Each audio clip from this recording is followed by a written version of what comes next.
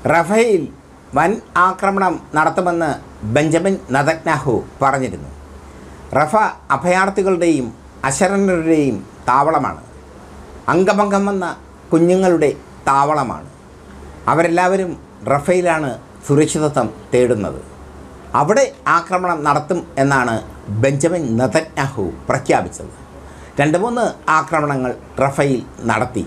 അതിക്രൂരമായ ആക്രമണങ്ങൾ, മനുഷ്യത്വരഹിതമായ ആക്രമണങ്ങൾ, മനുഷ്യർക്ക് ഉൾക്കൊള്ളാൻ പറ്റാത്ത ആക്രമണങ്ങൾ. അത്രയും ശക്തമായ ആക്രമണങ്ങളാണ് റഫേൽ നടത്തിയത് ഇസ്രായേൽ.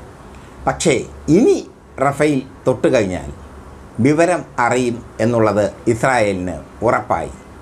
ഇസ്രായേലിനെതിരെ ഈജിപ്റ്റ് പടപ്പുറപ്പാട് നടത്തിക്കഴിഞ്ഞു.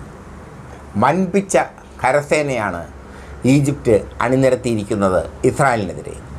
റഫേൽ ഈജിപ്തിൻ്റെ അതിർത്തിയായ റഫേൽ ഇസ്രായേലിൻ്റെ IDF എത്തിക്കഴിഞ്ഞാൽ ശക്തമായ തിരിച്ചടി നൽകാനായി ഈജിപ്റ്റ് ഒരുങ്ങിക്കഴിഞ്ഞു. അവർ അവരുടെ സൈന്യത്തോട് കൃത്യമായി യുദ്ധത്തിനിറങ്ങാൻ പറഞ്ഞു കഴിഞ്ഞു.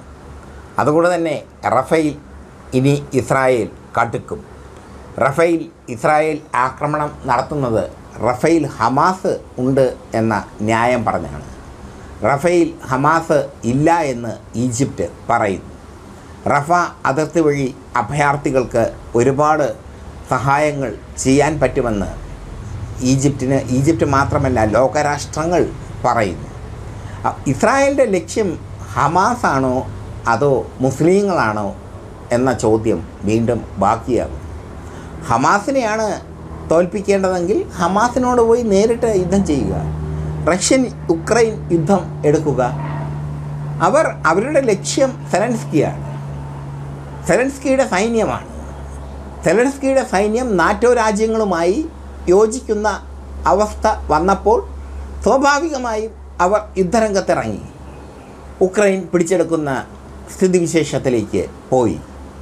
നാറ്റോ രാജ്യങ്ങൾ ഒന്നടങ്കം ഏകദേശം 42 നാറ്റോ രാജ്യങ്ങൾ, അമേരിക്കയും ബ്രിട്ടനും അടക്കം 42 നാറ്റോ രാജ്യങ്ങൾ ഒന്നടങ്കം ഉക്രൈന് പിന്നിൽ നിന്നിട്ടും റഷ്യ പിടിച്ചെടുത്തു. പക്ഷേ അവർ പിഞ്ചു കുഞ്ഞുങ്ങളെ കൊന്നില്ല. അവർ ഉക്രൈൻ സ്ത്രീകളെ ബലാത്സംഗം ചെയ്തില്ല. അവർ ഉക്രൈൻ സ്ത്രീകൾക്ക് മേൽ വളരെ സാത്വികമായ നിലപാടാണ് സ്വീകരിച്ചത്. ഇവിടെ ഇസ്രായേൽ ചെയ്യുന്നതോ മുസ്ലിം പള്ളികൾ തകർത്ത് തരിപ്പണമാക്കുന്നു, അഭയാർത്ഥി ക്യാമ്പുകൾ തകർത്ത് തരിപ്പണമാക്കുന്നു, ആശുപത്രികൾ തകർക്കുന്നു. അവിടെയും ഹമാസുണ്ട്. മുസ്ലിം പള്ളികളിൽ ഹമാസുണ്ട്, അഭയാർത്ഥി ക്യാമ്പുകളിൽ ഹമാസുണ്ട്, ആശുപത്രികളിൽ ഹമാസുണ്ട്. അപ്പോൾ ഹമാസ് ഇല്ലാത്ത ഏത് സ്ഥലമാണ് ഉള്ളത് എന്ന് ഇസ്രായേലിനോട് ചോദിച്ചാൽ ഉത്തരം പറയാൻ പറ്റില്ല.